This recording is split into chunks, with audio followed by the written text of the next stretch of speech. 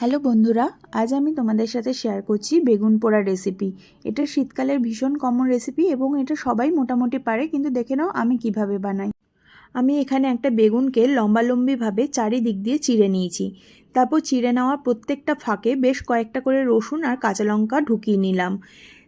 কাঁচা লঙ্কা যে যেরকম ঝাল পছন্দ করো সেই অনুযায়ী দেবে। আমি এখানে প্রত্যেকটা জায়গাতে দুটো করে কাঁচা লঙ্কা দিয়েছি।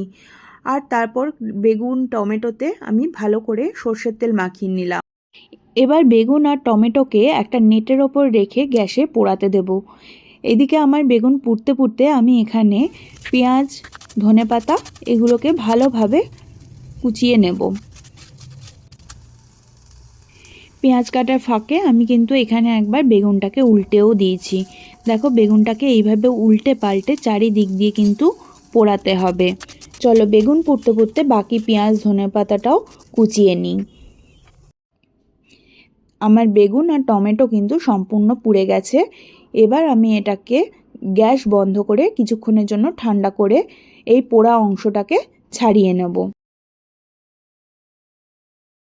এরপর আমি একটা বাটির মধ্যে সেই পোড়ানো বেগুন, টমেটো, কাঁচা লঙ্কা আর রসুন কুচি নিয়ে নিয়েছি। তার মধ্যে অ্যাড করে দিয়েছি সেই কুচিয়ে রাখা পেঁয়াজ আর ধনেপাতাকে। তার মধ্যে দিয়ে দিয়েছি সামান্য একটু নুন, দিয়ে ভালো করে মেখে নিয়েছি। এমনভাবে মাখতে হবে যাতে রসুন আর কাঁচা লঙ্কাটা ভালোভাবে বেগুনের সাথে মিশে যায়। এরপর এর মধ্যে অ্যাড করেছি সামান্য চিলি ফ্লেক্স আর পেরি পেরি মশলা।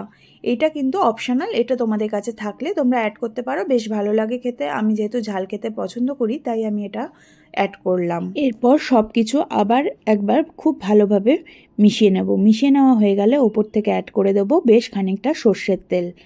ব্যাস, তারপর আবার আরেকবার সব কিছু মিশিয়ে নিলেই রেডি হয়ে গেল আমার বেগুন পোড়া। এইটা কিন্তু শীতকালে রুটির সাথে খেতে ভীষণ ভালো লাগে। তোমাদের কার কার পছন্দ এই বেগুন পোড়া আমাকে অবশ্যই জানিও। টাটা।